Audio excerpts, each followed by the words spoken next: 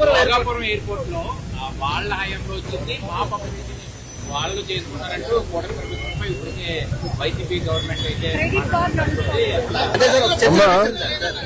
ఒక మాట చెప్పాలి. క్రెడిట్ కోసం మేము ఇక్కడ ఎవరు పోరాడట్లేదు. పని చేసేదానికి, ప్రజలకి పెద్ద ఎత్తున ఉద్యోగాలు, ఉపాధి కల్పించడానికి మేము అహర్నిశలు కష్టపడుతున్నాము. దయచేసి అది గుర్తుపెట్టుకోండి. ఇదే జగన్మోహన్ రెడ్డి గారు ఆనాడు ఏం చెప్పారు? ఎర్ర బస్సు రాని ఊరికి ఎయిర్పోర్ట్ అవసరమా అని చెప్పారా లేదా? వీడియో మీరు చూసారా లేదా? మళ్ళీ ఇప్పుడు ఆయన వచ్చి అన్ని మాటలు మాడితే ఎంతో న్యాయం. నంబర్ 1. నంబర్ 2, ఆనాడు జిఎంఆర్ కి సుమారుగా 2600 ఎకరాలు కూటమి ప్రభుత్వం అందజేసింది. నన్ను అడిగితే అది ఇంకా తక్కువ.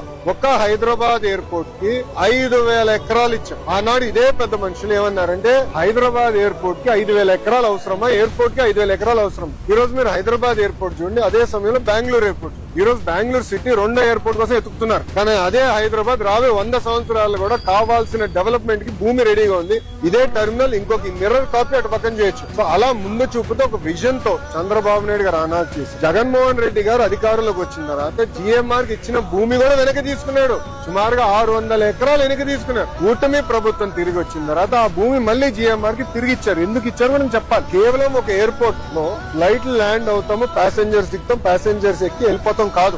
లార్జర్ ఎకో సిస్టమ్ అనేది చాలా చాలా అవసరం. లార్జర్ ఎకో సిస్టమ్ అంటే MRO engine maintenance, under body maintenance, ఇవన్నీ ఎకో సిస్టమ్ ఏర్పాటు చేస్తేనే పెద్ద ఎత్తున మన పిల్లలకు ఉద్యోగాలు, ఉపాధి కల్పించగలుగుతాం. ఆ లక్ష్యంతో ఆ భూమి కూడా తిరిగి వాళ్ళకి ఇచ్చి ఎంఆర్ఓ ఏర్పాటు చేస్తాం. మొన్న నేను వచ్చాను, అశోక్ గజపతి రాజు గారి దయ వల్ల మానసాస్తో జిఎంఆర్ ఒప్పందం చేసి ఒక వరల్డ్ క్లాస్ ఏవియేషన్ యూనివర్సిటీ కూడా కడుతుంది. సో ఒక ఎకో సిస్టమ్ మొత్తం ఏర్పాటు చేస్తాం. భయా క్రెడిట్ కావాలంటే వాళ్ళు తీసుకోమనండి, నో ఇష్యూ.